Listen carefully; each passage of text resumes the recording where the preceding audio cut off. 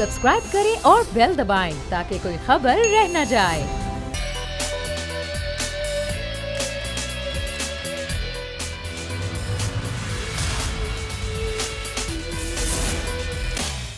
अस्सलाम वालेकुम। प्रोग्राम में मैं सुमैया रिजवान आपको खुश आमदीद कहती हूँ। नाज़रीन, बहुत कुछ हैपनिंग्स चल रही हैं। अगर हम देखें तो सियासी मैदान में भी मौलाना फजलुर रहमान और नून लीग पीपल्स पार्टी मुशावरत करती नज़र आती है। आज़ादी मार्च के 27 अक्टूबर की तारीख है, उसमें देखना होगा कि कौन कौन मौलाना के साथ शरीक होता है। दूसरी जानिब पाकिस्तान की जो कोशिशें हैं दीगर ममालिक के साथ राबते के हवाले, चाहे वो कश्मीर की सूरत हाल हो या फिर ईरान और सऊदी अरब की सालिसी के हवाले से मामलात हों, और हमने देखा कि वज़ीर आज़म ने ईरान का दौरा किया और सऊदी अरब के दौरे पर भी वो जाएंगे।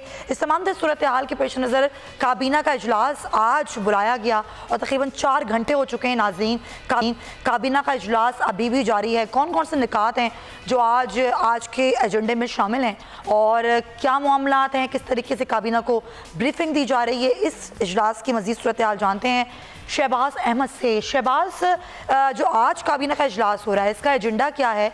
दूसरे मुझे ये बताइएगा कि कुछ काबीना में तब्दीलियों के हवाले से खबरें बाज़ गश्त सुनाई दे रही थी खबरों की, क्या इस हवाले से भी आज कोई काबीना में फैसले हो सकते हैं या फिर दीगर उमूर पर ही सिर्फ ब्रीफिंग दी जाएगी? जी देखिए, आज जो तब्दीलियां हैं उस हवाले से अभी कोई फैसले नहीं होंगे। वो फैसला जो है वो आज बाद में किया जाएगा, लेकिन वो इम्पैक्ट है वो अक्टूबर के अंदर ही फैसला जो है वो हो जाए। अक्टूबर नवंबर इस वाले से बड़े अहम है। लेकिन जो काबीना का इजलास जो मुसलसल 4 घंटे इस वक्त जारी है, ये हालांकि काबीना का एजेंडा जो है पहले ये इजलास बुध को होना था, मगर इसको चौधरी में दौरा ईरान उसको दिया था, ईरान से वापसी पर ने इसको चेयर किया है और अभी 4 घंटे से चेयर कर रहे हैं। कल जो सऊदीया जाना है तो उस पर भी इमरान खान ने मुशावरत जो है वो इस हवाले से कर रहे हैं, क्योंकि जो दौरा ईरान और चीन है तो इमरान खान ने अब तक कैबिनेट के अरकान जो है उनको एतमाद में लिया है। जो सऊदी वली अहद से उनकी मुलाकात कल जो होनी है उस वाले इमरान खान जो है मुशावरत कर रहे हैं। साथ साथ इसका जो 11 निकाती एजेंडा है वो बड़ा इंपॉर्टेंट था, क्योंकि आज फाई काबीना में तो कुछ कैबिनेट कमेटियों के फैसले थे जिनकी तौसीक थी, काफी ECC के फैसले हैं उनकी तौसीक की जा रही है। उसके अलावा लेजिस्लेटिव कमेटी है केसी जो उनकी तौसीक की जा रही है। सबसे इम्पोर्टेंट जो नैब तरमीम वाला जो हुकूमत ने फैसला किया था, क्योंकि 6 कुछ ऐसे ऑर्डिनेंसेज है जो हुकूमत जो है वो पार्लियामेंट को बाईपास करते सदारती ऑर्डिनेंस ये पास करना चाह रही है, वो भी आज के एजेंडे में शामिल है। उसको जो है वाई काबीना उस पर काफी लंबी जो है वो ब्रीफिंग दी गई है इस पर, और वो अगर आज कैबिनेट अप्रूव कर देती है तो फिर सदारती ऑर्डिनेंस के जरिए उसको जो है वो चलाया जाएगा। इसी तरह वाई काबीना के आज के जो इजलास में रियल स्टेट ऑर्डिनेंस है जो प्रॉपर्टी वाले हैं, इनको पहली बार इनको जो है वो लाया जा रहा है। उसके अंदर उसके लिए एक ऑर्डिनेंस बनाया 2019, उसकी आज जो है अप्रूवल ली जाएगी। उसके अलावा इस्लामाबाद का जो मास्टर प्लान है, वज़ीर आज़म इमरान खान ने कहा था कि आबादी बढ़ रही है, इस्लामाबाद को जो है वो मास्टर प्लान में तब्दीली के लिए कई मीटिंग्स हुई थी, उसकी आज जो है किया जा रहा है। उसके अलावा जो इस्लामाबाद में तरक्की के लिए जो इदारा है CTA, वो उसकी तरक्की का मामला भी आज काबीना इजलास में है। उसके अलावा जो डिस्ट्रिक्ट मैनेजमेंट सिस्टम है फाई काबीना का, उस पर भी आज जो है वो ब्रीफिंग दी जा रही है। तकरीबन 4 घंटे हो गए हैं फाई काबीना का 11 नकाती एजेंडा है। बिल्कुल सही, बहुत शुक्रिया शहबाज अहमद, आपका बड़ा तफसील किया कि 11 नकाती एजेंडे पर आज ब्रीफिंग दी जा रही है। काबीना का इजलास अभी भी जारी है, जैसे आगे अपडेट्स आएंगे आपको देते जाएंगे। नाज़रीन, जो मैंने अपने इंट्रो में बात की कि ज़ाहिर अभी जो अपोजिशन है वो मुशावरत कर रही है, ख़ासतौर पर नून लीग, इसका हम देख रहे हैं कि अभी तक वाज़ेह तौर पर ग्रुप बंदी नज़र आती है। एक तरफ नवाज शरीफ साहब खत लिखते हैं शहबाज शरीफ को मुशावरत के हवाले से, कहते हैं कि हमने लाजमी नून लीग ने शिरकत करनी है मौलाना के धरने पर, लेकिन ताहाल मुशावरत हो रही है। आज फिर एक मुशावरती इजलास जारी है जो अभी भी चल रहा है और इसमें यह तय किया जा रहा है कि आज़ादी मार्च में कैसे शिरकत की जाए। तो इस बारे से हमारे नुमाइंदे अब्बास नकवी हमारे साथ हैं, उनसे बात कर लेते हैं। अब्बास, ज़रा बताइएगा ये मुशावरत बार बार क्यों हो रही है? क्या नून लीग में वाकई ग्रुप बंदी है जिसकी वजह से ये मुशावरत का सिलसिला ग्रुप करता रहता है? जी बिल्कुल, जैसा कि मैं आपको बताता चलूं कि ये मुशावरत जो आज हो रही है वो दोबारा जो है मियां नवाज शरीफ जो है उनके कहने पे की जा रही है। असल बात ये है कि मियां नवाज शरीफ जो है उन्होंने मौलाना फजलुर रहमान को ये वाजे किया था कि हम आपके धरने में जो आप लॉन्ग मार्च करेंगे उसके अंदर हम मुकम्मल तौर पे शिरकत करेंगे। और उन्होंने शहबाज शरीफ को ये टास्क दिया है कि जितने भी रहनुमा है नून लीग के, जिनमें परवेज रशीद है, राना मशहूद है, राना तनवीर है, मरियम औरंगजेब है, एहसन इकबाल है, इन सबको मुकम्मल तौर पे एतमाद में लें और जो धरना देने जा रहे हैं या जो लॉन्ग मार्च करने जा रहे हैं मौलाना फजलुर रहमान, उसके अंदर भरपूर अंदाज के अंदर शिरकत करें। तो आज भी जो मीटिंग जारी है इस वक्त शहबाज शरीफ की रिहाइश गाह के ऊपर, उसमें भी जो है अहम सूरत हाल सामने ये है कि शहबाज शरीफ जो है अपने रहनुमाओं के साथ इस मामले को डिस्कस कर रहे हैं कि इस धरने में नून लीग किस तरीके से शिरकत करे कि बेहतर से बेहतर अंदाज में नून लीग उठा सके। ठीक है अब्बास, बहुत शुक्रिया आपका। ज़ाहिर है यहाँ पर इजलास जारी है और अब कल अकरम खान दुरानी साहब जो हैं वो नैयर बुखारी साहब से मुलाकात करने जा रहे हैं। रहबर कमेटी का तमाम तर फैसला है। आज टेलीफोनिक रब्ता भी हुआ था। नैयर बुखारी साहब पाकिस्तान पीपल्स पार्टी से हमारे साथ मौजूद हैं, उनसे बात करें। नैयर साहब बहुत शुक्रिया वक्त देने के लिए। मुझे सर बताइएगा, क्या पीपल्स पार्टी फैसला कर चुकी है या फैसला किया जाना बाकी है कि आप लोग धरने में आज़ादी मार्च में शिरकत करेंगे? देखिए मेरा ख्याल है ये तो बड़ा पहले डिसीजन हो चुका था। 9 अक्टूबर को जो चेयरमैन बिलावल भुट्टो साहब ने प्रेस कॉन्फ्रेंस की थी उसमें तो अनाउंस कर दिया था कि आप लॉन्ग मार्च में शरीक होंगे। और धरने के बारे में भी उन्होंने नेक्स्ट डे फिर उन्होंने कहा कि डिपेंड करता है कि गवर्नमेंट का रिस्पांस कैसा है और गवर्नमेंट का एटीट्यूड क्या है और अल्टीमेटली ये डिसीजन भी आ सकती है कि हम धरने में भी जा सकते हैं, जो चेयरमैन बिलावल ने खुद कहा। अब बात यह है कि ये जो फैसला है मैं समझता हूँ कि ये मेरा ख्याल गलत परसेप्शन क्रिएट किया। मौलाना ने ये जरूर है कि मौलाना ने कॉल दे दी, उन्होंने डेट उन्होंने दे दी, लेकिन आप अगर वो डिक्लेरेशन देखें जो 26 जून का था जिसमें APC की तमाम पार्टीज ने शिरकत की और जिसमें चेयरमैन बिलावल, शहबाज शरीफ साहब, यूसुफ गिलानी और बाकी चकजई साहब, बुजंजो साहब, इन 9 जमातों के सरबराह वहाँ बैठे थे इस्लामाबाद में। तो उनका तो ये कंसेंसस डिसीजन था कि इस हुकूमत को से जान छुड़ानी है, इसको घर भेजना है, आवाम को निजात दिलवानी है। तो मैं समझता हूँ तो ये तो कलेक्टिव डिसीजन है। बात टाइमिंग की थी, अब टाइमिंग के भी ऑलमोस्ट कंसेंसस है। तो पाकिस्तान पीपल्स पार्टी तो उसमें शरीक होगी लॉन्ग मार्च में। लेकिन देखिए ना, सवाल अभी भी उठ रहा है कैसे हुकूमत को घर भेजना है अगर धरने की पीपल्स पार्टी मुखालफत करती है कि हम धरने के तो हक में नहीं, यहाँ एहतजाज हम करेंगे, हम रैलियां भी निकालेंगे। तो क्या एक दिन का एहतजाज, एक दिन की रैली भेज देगी हुकूमत को घर? देखिए मेरा ख्याल है कि आपने पाकिस्तान की पॉलिटिकल हिस्ट्री की एजुकेशनल पॉलिटिक्स देखी नहीं है। मैंने अपने पॉलिटिकल कैरियर में मैंने देखी हुई है और मैं समझता हूँ कि धरने की नौबत से पहले ये पैकअप कर जाएंगे। अच्छा, तो आपको लगता है कि हुकूमत में अभी बेचैनी पाई जाती है इस एहतजाज को लेकर? हुकूमत तो नजर ही कहीं नहीं आती। आप ये देखिए, बड़ा क्लेम करते हैं, बड़ा क्लेम है इनको कहें कि जी करंट अकाउंट डेफिसिट जो आपने रिड्यूस कर दिया। यार क्यों कौम को बेवकूफ बनाते हो? उधार का आप तेल ले रहे हो, डेफर्ड पेमेंट पे आप तेल ले रहे हो, उसकी पेमेंट नहीं कर रहे हो और कहते हो जी हमारा करंट अकाउंट डेफिसिट जो वो है कम हो गया। किसको बेवकूफ बना रहे हो आप? ये इनके इकोनॉमिस्ट किसको बेवकूफ बना रहे हैं? इनकी फाइनेंशियल टीम किसको बेवकूफ बना रही है? फॉर गॉड सेक, कौम से झूठ ये मत बोलो, इस तरह करो, कौम से फरेब मत करो। आप कैलकुलेट कर ले, ये उधार पेट्रोल ले रहे हैं ना सऊदीया से, ये पेट्रोल उधारा ले रहे हैं ना UAE से। जब आप पेमेंट नहीं करेंगे तो करंट अकाउंट डेफिसिट कम होगा ना। तेल आप ले रहे हैं। अच्छा नैयर बुखारी साहब, जो ये पॉलिसीज हैं हुकूमत की, ज़ाहिर तनकीद तो करती है अपोजिशन, लेकिन आप मुझे बताएं कि इसका सीरियस हल क्या है? क्या एहतजाज से ही हल निकल सकता है? पिस तो रही है आवाम पर ही हमेशा महंगाई की तलवार गिरती है, लेकिन जब एहतजाज करती है अपोजिशन और कहती है कि हम ये एहतजाज करें आवाम के लिए, तो सर आवाम तक समरात कैसे पहुँचेंगे इसके? आवाम के समरात, इनसे निजात मिलेगी तो समरात मिलेंगे ना। जो नए इंतखाबात होंगे, गवर्नमेंट आएगी, वो पॉलिसीज अडॉप्ट करेगी जो आवाम को फेवरेबल होंगी। आप देखें ना, ये अभी इनके फाइनेंस मिनिस्टर को देखें कि जनाब हम कंपैरिजन करें पिछले फिस्कल ईयर से, इस साल हमारी बेहतर है। और पिछले फिस्कल ईयर में भी तो आपकी गवर्नमेंट थी। ये किसको बेवकूफ बना रहे हैं? मेरा simple question, you are an educated lady, मुझे बताया अगर करंट अकाउंट डेफिसिट कम हो रहा है तो रीजन उसका क्या है? आप उधार ले रहे हैं। जब उधार ले रहे हैं तो आप पैसे तो नहीं दे रहे ना।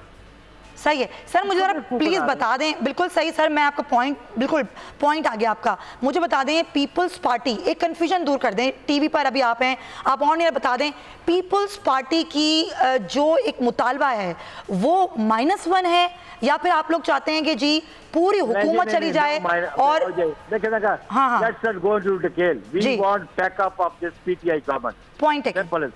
Point taken. बहुत शुक्रिया। नए हुसैन बुखारी साहब हमारे साथ मौजूद है, पीपल्स पार्टी से। कहते हैं ऐसा हम कुछ नहीं चाहते, -1 हम चाहते हैं पूरी हुकूमत का पैकअप हो, ये नाअहल हुकूमत है और इसका जाना बनता है, ये पीपल्स पार्टी का मौक़िफ़ है। नाज़रीन आगे बढ़ते हैं, अहम खबर आपके साथ ज़रा शेयर कर लें जो कि बलूचिस्तान यूनिवर्सिटी से आई है, जहाँ पर तलबा को ब्लैकमेल और हिरासत करने का इंकशाफ सामने आया है। और इसमें ये FIA का कहना है कि ब्लैकमेलिंग का ये मामला है जिसमें जामे के 200 मुलाजमीन इसमें शामिल तफ्तीश कर लिए गए हैं। और सबसे बड़ी जामियात में यह हरासगी का मामला सामने आया है। यूनिवर्सिटी के मुख्तलिफ ब्लॉक्स में ब्लैकमेलिंग के लिए खुफिया कैमरे लगाए गए और तालिबात की बड़ी तादाद को ब्लैकमेल किया जा रहा है, उनको हैरास किया जा रहा है। और बलूचिस्तान यूनिवर्सिटी में FIA ने कार्रवाई की है। क्या मामला क्या है, ज़रा हम आबदा बलोच से जानते हैं। आबदा, मुझे बताइएगा कि यूनिवर्सिटी इंतज़ामिया कोई मौक़िफ़ सामने आया है इस पर? जब इनके 200 मुलाजमीन हैं, इनको इन्वेस्टिगेट किया जा रहा है, तो यूनिवर्सिटी क्या कह रही है इस पर? जी बिल्कुल, आज सुबह जो है एक ब्रेक की थी न्यूज़ हमने। बलूचिस्तान यूनिवर्सिटी में जो तलबा है उनको अराता किया जाता है और इस हवाले से ब्लैकमेलिंग की जाती है और खुफिया कैमरों से वीडियो बनाई जाती है। काम जब इस हवाले से इंतजामिया से हमारी बात हुई तो इंतजामिया का यही जो है मौक़िफ़ है कि ऐसा कुछ भी नहीं है। और उन्होंने ये भी इंकशाफ किया है कि 3 रोज कबल उनका जो एक मुलाजमीन है, एहलकार है यूनिवर्सिटी के, कलीमुल्लाह मंदुखेल नामी, उसे मुअत्तल कर दिया गया है। तमाम जब FIA से जो है FIA ज़राए है उनका यही जो है मौक़िफ़ है कि जो यूनिवर्सिटी इंतज़ामिया है उनमें से किसी की भी जो है गिरफ्त में नहीं लाई गई। तमाम इस हवाले से जो है जो तहकीकात की उससे पता चला कि जो 2 यूनिवर्सिटी के मुलाजमीन है कलीमुल्लाह मंदुखेल, उनको मुअत्तल किया गया, लेकिन कोई गिरफ्तारी नहीं हुई। आपदा, मैं मजीद बात करती हूँ आपसे, आप हमारे साथ ही मौजूद रहिए। तर्जुमान बलूचिस्तान लियाकत शाहवानी साहब में ज्वाइन करें। बहुत शुक्रिया लियाकत साहब आपका। ये मामला आपने देखा, ये सबसे बड़ी जामिया है बलूचिस्तान यूनिवर्सिटी, वहाँ पर तालिबात को सर हैरेस किया जा रहा है, खुफिया कैमरे वहाँ पे लगाए गए हैं, यूनिवर्सिटी इंतज़ामिया मुलव्विस है, इन्वेस्टिगेट तो किया गया है। क्या आप तक ये मामला पहुँचा? क्या इस पर आपने कोई एक्शन लिया सर? देखिए, ये बड़ी अफसोसनाक है, चाहे जामिया बलूचिस्तान में हो, किसी कॉलेज में हो या मुल्क के किसी हिस्से में हो। हमारे कल्चर, हमारे वैल्यूज, हमारे रवायात, हमारा मजहब, हमारी सोसाइटी वो इस बात को कतई न बर्दाश्त कर सकती है, न इसकी इजाजत दे सकती है।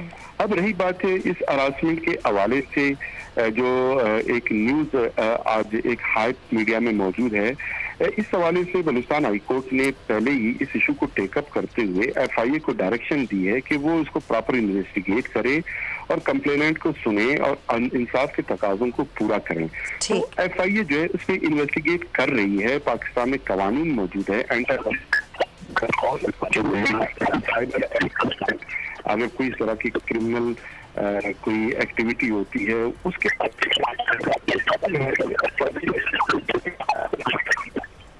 लियाकत साहब, आपकी आवाज़ सही तरह से नहीं पहुंच रही सर। आपने कहा कि हुकूमत ने ही इसका नोटिस लिया और FIA को हिदायत की यहाँ कार्रवाई करें। अब यहाँ पर दौरान तफ्तीश स्टाफ ऑफिसर से तकरीबन नाजेबा मवाद भी बरामद हो गया, उसके बावजूद कोई गिरफ्तारी अमल में नहीं लगी। मैं बात करती हूँ लियाकत साहब से। आबदा से पहले पूछ रहे हैं। आबदा, अब आपने खुद बताया कि 2 जो मुलाजमीन हैं उनको मुअत्तल भी किया गया, वाइस चांसलर के जो स्टाफ ऑफिसर है उनसे इन्वेस्टिगेशन के दौरान एक नाजेबा मवाद भी बरामद हुआ। उस तमाम तर सूरत हाल के बावजूद कोई गिरफ्तारी हुई? जी, सबसे पहले तो मैं यहाँ ये वाजे कर दूं कि 2 मुलाजमीन मुअत्तल नहीं किए गए। अच्छा। जो कलीमुल्लाह मंदुखेल है उनका कहा गया है कि उसे 3 रोज कबल जो यूनिवर्सिटी इंतजामिया है उसने भी ये जो है तय कर लिया है कि कलीमुल्लाह मंदुखेल को मुअत्तल कर दिया गया है। ताहम जो सैफुल्लाह शाहवानी है वो FIA में जो है शामिल तफ्तीश कर लिया गया है। जो सैफुल्लाह कलीमुल्लाह मंदुखेल है उसके हवाले से एक और भी जो है बात सामने आई है इस जो है स्कैनर के बाद के कलीमुल्लाह मंदुखेल जो PhD और एंसर के स्टूडेंट्स है तालिबात, उनको उनके जो रिसर्च पेपर्स है उनमें भी काफी मुदाखलत करता था। अच्छा। इस हवाले से जैसे स्टूडेंट भी काफी जो है नाराज है। ताहम जब यूनिवर्सिटी इंतजामिया है उन लोगों ने भी ये कहा है। चले, अभी इनको मुअत्तल किया गया, आप बता रही हैं, लेकिन जो सैफुल्लाह शाहवानी है उनके खिलाफ अभी कोई कार्रवाई नहीं की गई। लियाकत शाहवानी साहब हमें दोबारा ज्वाइन कर चुके हैं। लियाकत साहब, बड़ी अच्छी बात है कि हुकूमत एक्शन भी ले रही है, FIA को कह भी रही है कि वो जाके इन्वेस्टिगेट करें, लेकिन सर इन्वेस्टिगेशन तो होती रहेंगी, इतना बड़ा मामला है, स्कैंडल है, इस पर कोई मुअत्तली के अलावा कोई गिरफ्तारी भी तो होनी चाहिए थी। देखिए, गिरफ्तारी जरूर होगी, क्योंकि कवानीन के दायरे में रहते ही हुए, आखिर ये एक स्टेट है, एक मुल्क है, मुल्क के इदारे हैं। इस तरह के अगर केस सामने आते हैं तो इंसाफ का तकाजा फिर यही है कि दोनों फरीकैन को सुना जाए, प्रॉपर इन्वेस्टिगेट किया जाए। हमें अपने मुल्क के अदलिया पे, अपने इदारों पे एहतिमाद होना चाहिए। अगर कोई इसमें इस तरह का कोई मुलविस पाया जाता है किसी पे, अगर ये इल्ज़ाम साबित हो जाती है, वो मुजरिम डिक्लेयर हो जाता है, तो फिर अदालतें भी हमें उम्मीद है कि उसको सख्त से सख्त सजा देगी। और रही बात अगर आप हमारे जज्बात का पूछ रहे हैं, हमारे एहसासात का, वो तो ये है कि अगर मैं का लफ्ज इस्तेमाल कर रहा हूँ, अगर कोई इसमें मुलविस पाया जाता है तो उसे निशान इबरत बनाना चाहिए, ताकि हमारे बलूचिस्तान में किसी और इदारे में, किसी तालीमी इदारे में, किसी यूनिवर्सिटी में, किसी कॉलेज में किसी खातून को कोई रासा करने की जिसारत भी ना कर सके। देखिए, ऐसे वाकयात का नुकसान ये होता है कि अब जो मीडिया पे इस तरह की न्यूज आ रहे हैं, वो खवातीन जो अपने घरों में बैठी हैं, वो खवातीन जो मुस्तकबिल में पढ़ना चाहती हैं, हम भले बलूचिस्तान गवर्नमेंट उनके लिए कॉलेजेस और यूनिवर्सिटी के दरवाजे क्यों ही ना खोलें, लेकिन उनके अपने घर के दरवाजे उनके लिए बंद हो जाएंगे। बिल्कुल सही लियाकत साहब, सॉरी इंटरप्ट यू सर, देखें ये तो एक मामला है जो कि सामने आया और इस तरीके से अब ज़ाहिर यहाँ पर इन्वेस्टिगेशन भी हो रही है सर। और अगर इस तरह के जामियात में ज़ाहिर है ये एक मुक़द्दस इदारे होते हैं जहाँ पर बच्चों को तालीम दी जाती है, वहाँ पर इस तरह के खुफिया कैमरे लगाए गए हैं, तो कोई इस तरह की मालूमात आप लोग और ले रहे हैं अगर खुदा ना खास्ता किसी और जामे में इस तरह हो? देखिए, बलूचिस्तान की जो कल्चर सेंसिटिविटीज हैं, जो कल्चरल वैल्यूज हैं, उसको मद्देनजर रखते हुए खवातीन की इज्जत की जाती है हमारे पूरे सोसाइटी में। इससे कबल इस तरह के वाकयात रिपोर्ट नहीं हुए। ये वाकया चूंकि रिपोर्ट हो रही है, अब हम जो है बलूचिस्तान गवर्नमेंट, हम एक कंप्लेंट सेल स्टैब्लिश करेंगे कि क्योंकि हमारे अक्सर खवातीन खुदा न खासा उनके साथ अगर इस तरह का कोई जबर कहीं से होता है, कोई शख्स इस तरह का जबर करता है, जुल्म, वो कल्चर सेंसिटिविटी की वजह से भी वो कंप्लेन नहीं कर पाते। तो एक खामोश हम एक ऐसा सेल स्टैब्लिश करेंगे कि अपना नाम बताए बगैर वो अपना कंप्लेन जो है वो रजिस्टर करवा सकें। गवर्नमेंट हम इस पे कोई तसव्वुर भी ना करे कि कोई कंप्रोमाइज होगा नहीं। बहुत शुक्रिया आपका सर लियाकत शहवानी साहब, जुमान बलूचिस्तान हमारे साथ मौजूद थे और वो कह रहे थे कि अब हम एक ऐसा खामोश सेल जो है वो अब क्रिएट कर रहे हैं, बना रहे हैं कि खवातीन जो उनको हैरेसमेंट किस तरह के वाकयात हैं वो यहाँ पर आके शिकायत अपनी दर्ज कराएं, हम इस पर एक्शन भी लेंगे और मुअत्तली भी होगी, गिरफ्तारी भी होगी।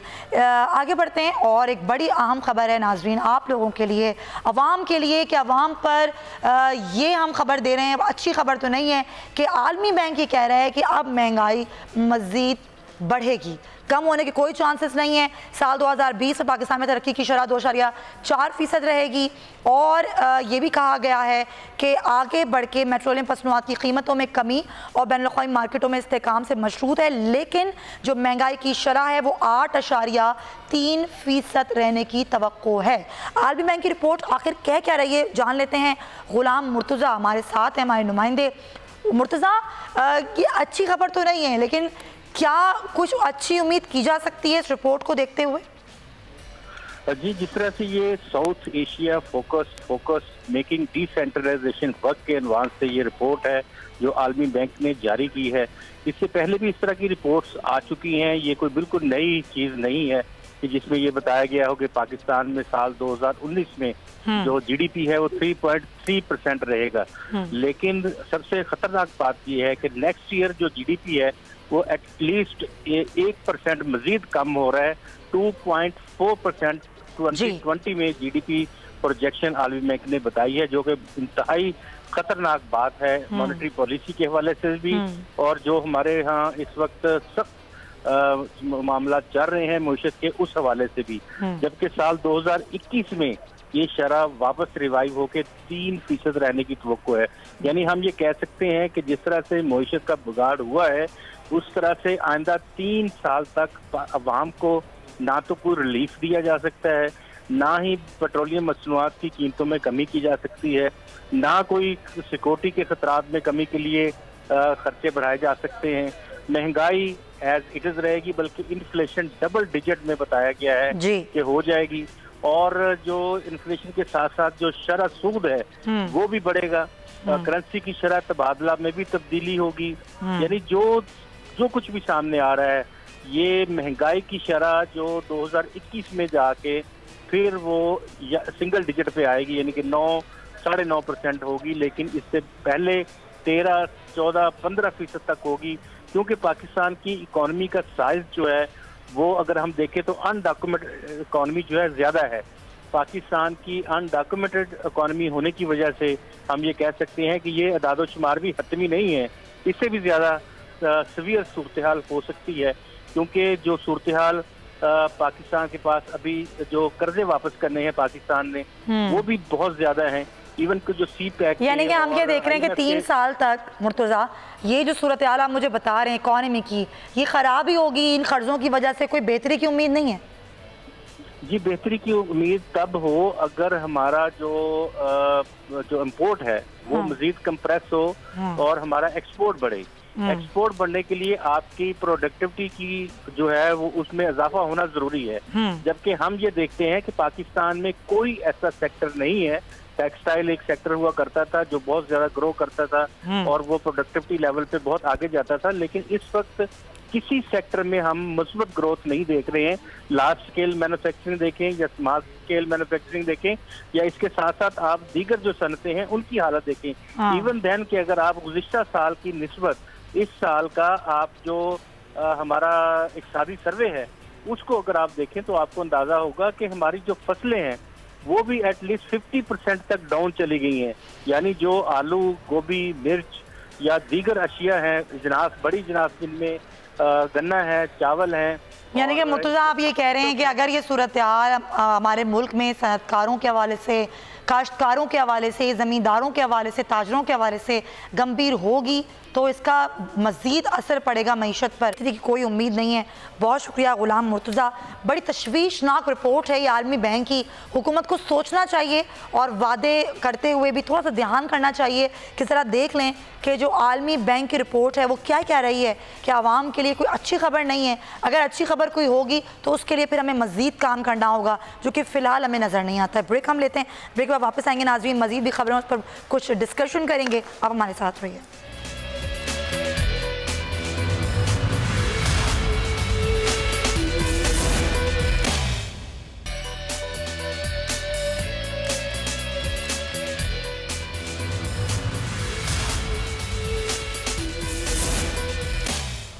Welcome back to the show नाजरीन। FATF का मामला है और पाकिस्तान पर ये ग्रे लिस्ट की लटकती हुई तलवार है। पेरिस में ये इतवार से आम इजलास जारी है FATF का, और पाकिस्तान जो मनी लॉन्ड्रिंग और दहशत गर्दी और उनकी माली इमदाद के खात्मे के हवाले से अब तक जो इकदाम करता रहा है उस पर अमल दरामद की रिपोर्ट पेश करेगा और उस पर जायज़ा लिया जाएगा कि अप्रैल में हुकूमत पाकिस्तान ने कौन कौन से इकदाम उठाए हैं और किस तरीके से इस तमाम तर जो कवानीन हैं उन पर अमल किया है। थोड़ा सा इस हवाले से मैं आपको बता देती हूँ कि FATF की 40 तजावीज़ इसके मयारात से हम आहंग होने के लिए कमीशन ने जून 2018 में एक हिदायतनामा तैयार किया था जिसे SECP रेगुलेशंस कहा जाता है, और APG की रिपोर्ट के मुताबिक 40 तजावीज़ में से पाकिस्तान ने सिर्फ एक मालियाती इदारों की राजदारी क़वानीन के हवाले से मुकम्मल अमल दरामद किया था और 4 शोबे ऐसे हैं जिस पर अभी भी फुकदान पाया जाता है। 26 शोबों में जुज़वी तौर पर अमल दरामद किया गया और 9 पर बड़ी हद तक अमल दरामद किया गया। अब सवाल ये है कि क्या FATF की ग्रे लिस्ट से पाकिस्तान निकलने में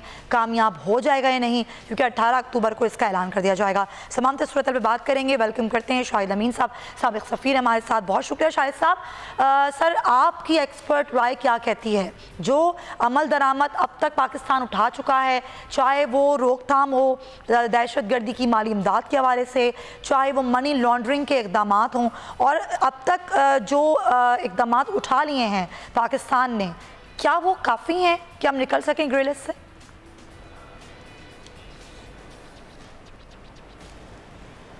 हमारी नज़र में तो काफ़ी हैं। हमारी हुकूमत जो है पूरा ताउन कर रही है, लेकिन ऐसा नज़र आता है कि FATF में कोई सियासी हिकमत अमली चल रही है जिसमें ग़ालिबन हिंदुस्तान का कोई रोल है, क्योंकि वो को चेयर भी है FATF का, और यकीनन उनकी कोशिश है कि पाकिस्तान को इस मामले में फंसाया रखा जाए या पाकिस्तान को ब्लैक लिस्ट करा दिया जाए, बल्कि उनके डिफेंस मिनिस्टर ने तो ऐलान भी कर दिया कि पाकिस्तान ब्लैक लिस्ट होने वाला है। मैं समझता हूँ कि यकीनन हमारा कौमी मफाद तो यही है कि हम हर मुमकिन तरीके से इस सिलसिले में ताउन करें। वैसे भी दहशतगर्दी की फाइनेंसिंग जो है वो ऐसी चीज़ है जिसमें ज़ाहिर है कोई दो राय नहीं है, हम उसके बिल्कुल शदीद मुखालिफ हैं।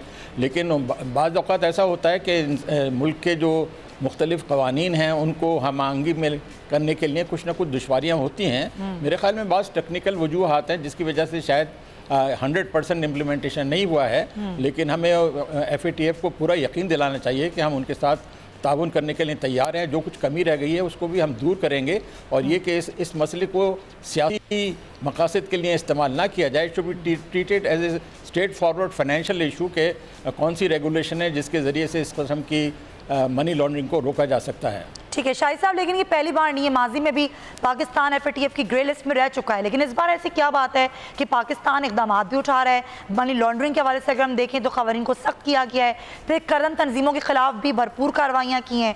उसके बावजूद आखिर ये बार बार क्यों कहा जाता है कि ये तशवीश की बात है, ये ख़तरनाक बात है कि पाकिस्तान ग्रे लिस्ट से निकल पाएगा या नहीं निकल पाएगा?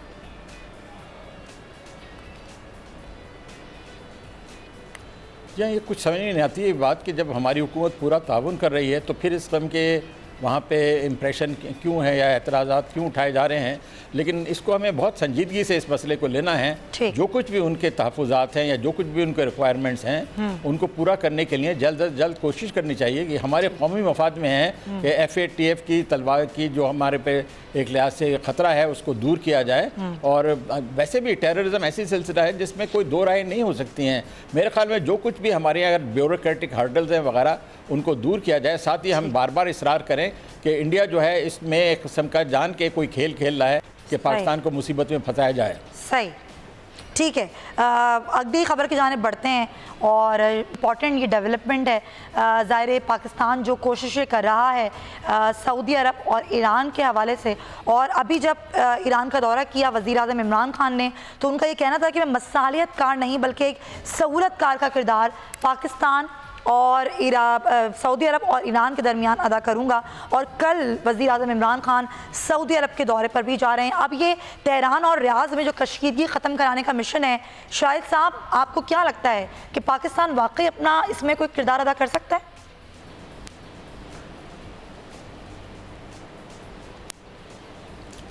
ये मेरे ख्याल में तो इसके इम्कानात हैं। आप यूँ देख लीजिए कि दुनिया में कौन सा ऐसा मुल्क है कि जो ऐसा रोल अदा कर सकता है जिसके बैक वक्त सऊदी अरब और ईरान दोनों के साथ बहुत अच्छे ताल्लुकात हैं और दोनों के ताल्लुकात की इतनी अहमियत है, हमारे लिए कौमी अहमियत है। ख़ास तौर पे सऊदी अरब के साथ भी।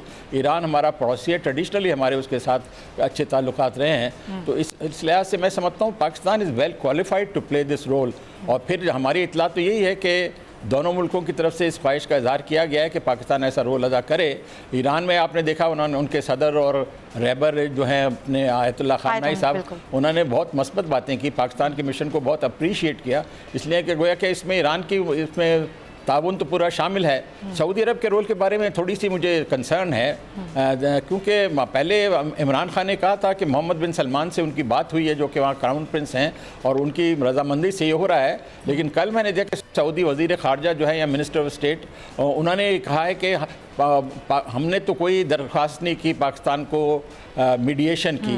तो ये एक लिहाज से एक मनफी सिग्नल है। माजी में भी मुझे याद है कि 2016 में प्राइम मिनिस्टर जब होते थे नवाज शरीफ साहब, उन्होंने भी ऐसी कोशिश की थी और सऊदी अरब ने फ़ौरन ही कह दिया था कि हमने तो पाकिस्तान को ये दरख्वास्त नहीं किया कि मीडिएशन का रोल अदा करे। अब देखिए दोनों फरीक जब तक पूरा ताउन नहीं करें तो पेशरफ्त नहीं हो सकती। मेरे ख्याल में कल का दौरा बहुत अहम है, उससे वाज़ेह हो जाएगा कि क्या पाकिस्तान का रोल होगा।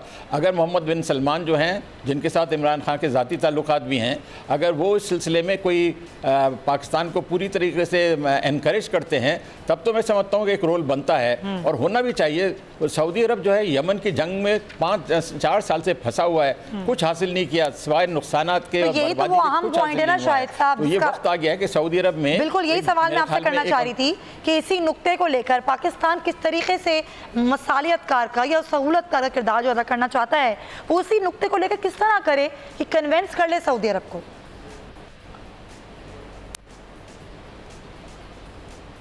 अब देखिए ना, उसमें कन्विंस करने का तभी मौका होता है जब वो फरीक खुद मानने को तैयार हो। मेरे ख्याल में सऊदी अरब में एक यमन के वॉर के सिलसिले में एक वॉर वेरीनेस है, लोग तंग आए हुए हैं कि क्या हो रहा है, हम 4 साल से फंसे हुए हैं, हासिल क्या किया है हमने, और बदनाम हो रहे हैं, ख़जाने पे इतना बहुत ज़्यादा दबाव आ रहा है और मुल्क की बदनामी भी हो रही है। तो मैं समझता हूँ कि सऊदी अरब में एक अब नया एक थिंकिंग तो है कि शायद यमन के मसले से हमें निकलना चाहिए, और इमरान खान की कोशिश यही होनी चाहिए कि वैसे तो इख्तिलाफात ईरान सऊदी अरब के बहुत सारे हैं, लेकिन यमन की वॉर के सिलसिले में अगर कोई पेशरफ्त होती है, मिसाल के तौर पे ये एग्रीमेंट हो जाए कि दोनों फरीक जो हैं जंग बंदी के लिए तैयार हैं, ईरान की तरफ से ऐलान हो जाए कि वो हूती रेबल्स की कोई मदद नहीं कर रहा, ना मदद करेगा या उसके असलाह फराहम नहीं करेगा, सऊदी अरब कहे कि हम मजीद अटैक्स हम रोक रहे हैं, कोई इस तरह की बात होती है तो यकीनन इमरान खान के मिशन को तक़वियत मिलेगी। लेकिन ये समझना कि सारे इख्तिलाफात दूर हो सकते हैं, ये खुशफहमी है, ये बड़े शदीद इख्तिलाफात हैं, इनको दूर करने के लिए काफ़ी लंबी जद्दोजहद करनी पड़ेगी। सही, काफ़ी लंबी जद्दोजहद करनी पड़ेगी। अगर पाकिस्तान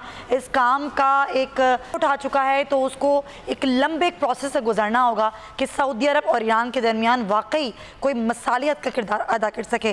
पॉइंट टेकन शाहिद साहब, और अच्छी खबर प्रोग्राम के आखिर में शामिल करेंगे। आज बरतानवी शाही जोड़ा पाकिस्तान पहुंच रहा है, रात पाकिस्तानी वक्त के मुताबिक 9 बजे वो पहुंच जाएगा। बरतानवी शहजादे विलियम और केट मिडल्टन आज पहुंचेंगे और उनका इस्तकबाल किया जाएगा और 4 दिन का ये दौरा होगा। इस हवाले से एक रिपोर्ट मुरतब की गई है कि माजी में इस तरह के किस तरह से दौरे होते रहे, ये देखिए और फिर इस पर बात करेंगे। जी नाज़रीन, रिपोर्ट आपने देखी और यहाँ आपको बताते चलें कि ये दौरा 5 रोज़ा है, जिसमें सदर से वज़ीर आज़म से मुलाकातें होंगी, लाहौर शहर भी जाएंगे और वहाँ पर कॉलेजेस का भी जो है वो उनको विज़िट करवाया जाएगा शाही जोड़े को। और बड़ा अच्छा एक साइन है। शाहिद अमीन साहब 1961 में जब ये कड़ी शुरू हुई थी मल्का बरतानिया के दौरे से, और ये आज भी जारी है, उसी के तसलसल है ये। और ये इसका ये जो साइन मैंने कहा, बड़ा पॉजिटिव साइन है। इसको आप किस तरह देखते हैं जब भारत बार बार ये कहता है और फिर पाकिस्तान पर और भी दूसरे मामलात हैं कि जी पाकिस्तान को आइसोलेट कर दिया गया है, पाकिस्तान तो आलमी दुनिया के सामने बिल्कुल तना हो चुका है, लेकिन जब ये सूरत हाल हम देखते हैं कि शाही जोड़ा भी दौरा कर रहा है, कुछ ही रोज़ बाद तुर्क सदर भी आएंगे पाकिस्तान के दौरे पर, तो ये कितना अच्छा और पॉजिटिव साइन है शाहिद साहब? ये बहुत पॉजिटिव साइन है और इंडिया के प्रोपेगेंडे की बिल्कुल नफ़ी करता है। और देखिए, बरतानिया के साथ ताल्लुकात हमेशा पाकिस्तान के बड़े अच्छे रहे हैं और ये जो सरबराहान की जो दौरे लगते रहे ये उसकी अक्कासी करता है। आपको अंदाज़ा है कि वहाँ पे हमारा बहुत बड़ा पाकिस्तानी डायस्पोरा है, कोई 1 मिलियन के करीब पाकिस्तानी वहाँ पे हैं और माशाल्लाह उनमें से बाज़ ने तो सियासी तौर पर बड़ी तरक्की की है। उनमें एक तो अभी पिछले दिनों प्राइम मिनिस्टर के उम्मीदवार भी होते थे और इस वक्त मेरे ख्याल में चांसलर ऑफ एक्सचेकर हैं और भी वहाँ पर पाकिस्तानी जो हैं उन कैबिनेट के अंदर शामिल हैं। तजारत के लिहाज से वो बहुत अहम है, इन्वेस्टमेंट के लिहाज से बहुत अहम है।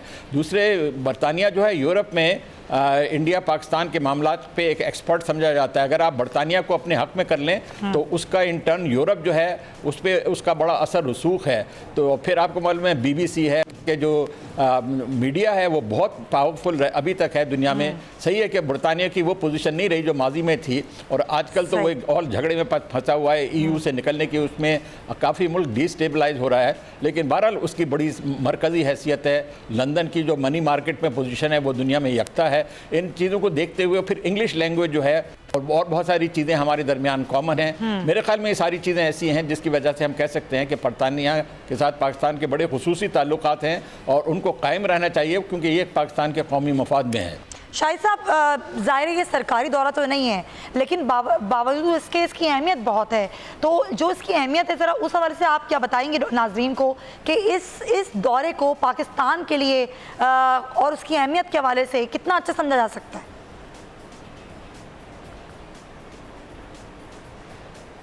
देखिए, अजीब बरतानिया का सिस्टम है कि वैसे तो रॉयल फैमिली के पास या क्वीन के पास कोई पावर नहीं है, लेकिन साथ ही में ब्रिटिश रॉयल्टी जो है वो उनके अवाम में बहुत ही हरदिल अजीज़ है। इस कदर उनके हर चीज़ को फॉलो किया जाता है। आज उन्होंने क्या खाना खाया, क्या कपड़ा पहना, हर चीज़ पे कौम की नज़र रहती है। तो गोया कि एक ख़ास फ़ायदा तो यह है इनके दौरे का कि जो कुछ भी वो यहाँ पे रॉयल कपल करेगा फुली रिपोर्टेड इन ब्रिटेन।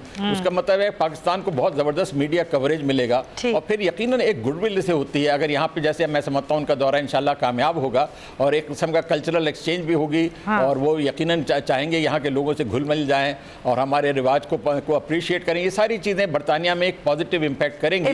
मैं समझता हूँ मीडिया कवरेज से इसकी बड़ी अहमियत है और पाकिस्तान क्योंकि चाहता है कि उसका दुनिया में इमेज अच्छा हो, तो इस लिहाज से इमेज अच्छा, इमेज बिल्डिंग के लिए बड़ी अच्छी चीज़ है, पॉजिटिव साइन है। बहुत शुक्रिया आपका शाहिद अमीन साहब हमारे साथ मौजूद। नाज़रीन, प्रोग्राम का वक्त भी ख़त्म होता है और जो स्टाइल स्टेटमेंट की बात की शाहिद साहब ने, तो एक औरत होने के नाते बता दूं कि केट मिडलटन के स्टाइल को बहुत ज़्यादा फॉलो करते हैं लोग और उनकी तमाम तर जो चीज़ें हैं अब देखना ही होगा कि इस दौरे के बाद यहाँ की ख़वातीन कितना फॉलो करेंगी। इसी नोट के साथ इंशाल्लाह आप सबकी कल मुलाकात, अपना ख्याल रखिए, अल्लाह हाफ़िज़।